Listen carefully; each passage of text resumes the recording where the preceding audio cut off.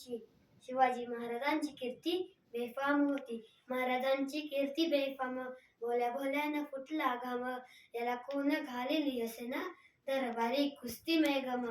बडी बेगम म्हणजे आली आदिलशहाची आई बरं का. नजर येत तिच्या अंगार, दरबार झाला ग पगार. कुणी घेईना पुढाकार, साऱ्यांनीच मानली हार. इतक्यात अचानक एक सरदार उठला, बोलला, हम लाएंगे शिवाजी को. आणि त्यानं बिडा उचलला. नाव तेच अफजल खान. हे नाव तेच अफजल खान, जिता जागता जणू सैतान. खान बोलला छाती ठोकून, शिवबाला टाकतो चिरडून. कौतिक झाले दरबाराचे, खान निघाला मोठ्या दुर्मित. त्याचे गोड दळ पायदळ, फौज फाटालाही पगळ. अंगी 10 हत्तीचं बळ, पाहणारा कापे चळचळ. वाटेत भेटेल त्याला चिरीड, ठेचीत खानाची सेना निघाली. गावं लुटली, देवळं उद्ध्वस्त केली, आया बहिणींची आबरू लुटली. कोण कोण रोखणार हे वादळ.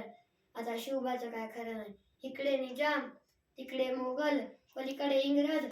जो तर हेच बोलू लागला, did you see the size of Afzal Khan charming. या बट मौजूद से राजाची सेना मुठ बरं, खानाला कसा ठोकणार.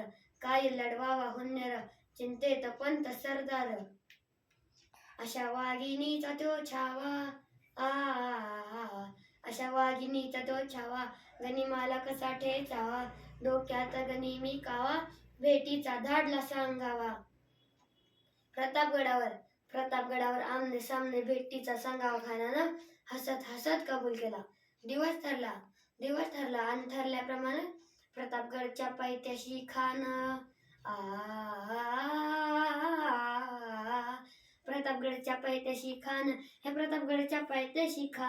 प्रतापगडच्या पायथ्याशी खान आला बेगुमान. नाही त्याला शिवाजी राज्याच्या करामतीची, नाही त्यास जाणीव शक्तीची. करील काही कल्पना युक्तीची हजी, जी करील काही कल्पना युक्तीची हजी, जी. खानानं राजाच्या भेटीसाठी एक शानदार शामियाना उभारला होता. भेटीसाठी छान उभारीला नक्षीदार शामियानाला. आणि अशा शामियानात खान डौलत डुलत आला. सय्यद बंडा त्याच्या संगतीला,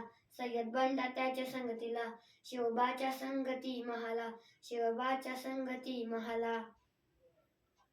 राजा शामियानात गेल्यावर राजाला पाहून खान म्हणतो कसा, आओ शिवाजी, हमारे गले लग जाओ, आओ. खाना हाक मारितो हसरी, रोकून नजार गहिरी. जी रहा जी. खानानं राजाला आलिंगन दिला आणि दगा केला. खान धाभिमान मानला. कट्यारीचा वार त्यानं केला. खरखर आवाज झाला. चिलखत होता अंगाला. खानाचा वार फुका गेला. खान एडबडला. इतक्यात अचानक पोटामंदी बिचट केला. वाघनखांचा मारा केला. टरा फाडलं पोटाला. तडा गेला खानाचा कोथळा बाहेर आला. जी बाहेर आला. जी. धन्यवाद.